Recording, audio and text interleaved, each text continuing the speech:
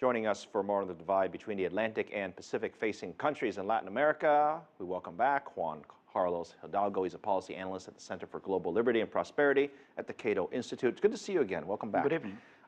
So you heard Dan Collins talk a little bit about some of the reasons why. I'm curious for you, is it an economic reason or is it more of a political reason why the two sides have such different growth rates? There is an economic reason for sure. I mean, definitely Mexico, Colombia, Peru, and Chile are more oriented towards a free market model. They have engaged on free trade agreements more openly and more enthusiastically. They all have free trade agreements with the United States. And they have a very aggressive policies of attracting foreign direct investment and consolidating their economies.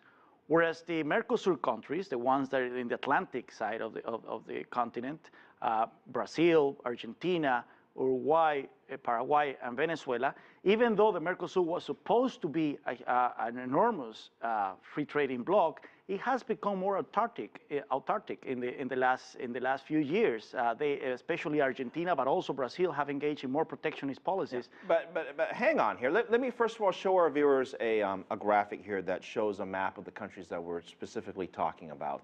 You can see there on the upper, on the top, there's Mexico. There, of course, is the Western countries in the Pacific Alliance. They're growing at roughly 4.25%. On the Atlantic side, where you're talking about Brazil and Argentina, that big green side on the right-hand side, of course, that's Brazil. It's huge. What happened to the BRIC countries? Wasn't Brazil part of the BRIC countries? Wasn't that the one that was going to lead not just Latin America, but the rest of the world for that? They were the China of Latin America, the China of the Americas. What happened to that story? I mean, they're not socialists. They're not, I mean, they're for free markets too, aren't they? No, unfortunately, Brazil was a short-lived experience of enthusiasm because their growth was based on two pillars. One of them was the reforms that they implemented back in the 1990s that gave the country macroeconomic stability, it controlled inflation, and it provided sound basis for growth in the 2000s. And then in the 2000s, they enjoyed the commodity boom.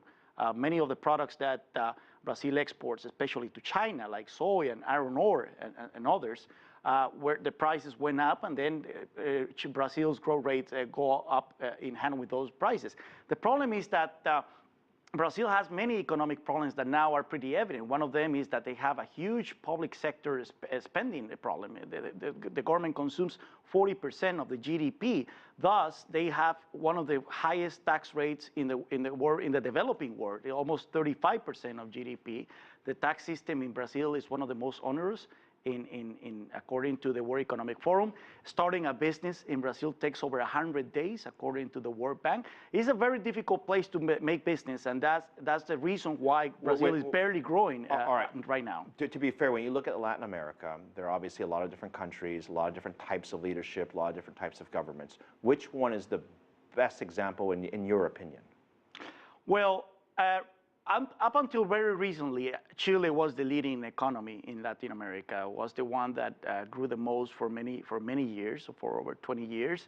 It was the most free market economy in Latin America. It has the highest per capita income, and so on. The problem is that the new president, Michelle Bachelet, who happened to be in town right now here in Washington, now is trying to dismantle some of those free market reforms that proved so successful. She is a more radical left-wing president than when she governed for the first time in 2006, 2010. And there is a lot of worry outside Chile that Chile might be undoing some of the policies that brought him to be so successful in the first place. The irony of it all. Quickly, let me ask you about China. Yeah. Obviously, they have a very strong relationship with Latin America, with all of these countries, on whether it's on the Atlantic side or the Pacific side. How big of an impact is China on these countries? Oh, definitely a huge impact. I mean, both blocs have benefited tremendously from selling iron. Is there one that has benefited more? Is it the free market West or the sort of...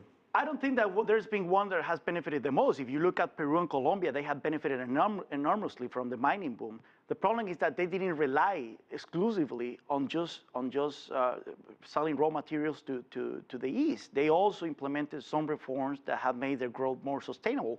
Whereas in the Atlantic side of the continent, very quickly, who's likely to turn it around the most? Turn it around like being like the big turnaround surprise we'll see. Will it be Brazil? Will it be Venezuela? I don't think that right now, maybe Paraguay in the Atlantic bloc, and Peru is the economy with the soundest grounding right now in the Pacific side. Juan Carlos Hidalgo, I apologize, we're out of time, policy analyst with the Cato Institute. Thank you, Van. It's good to see you again.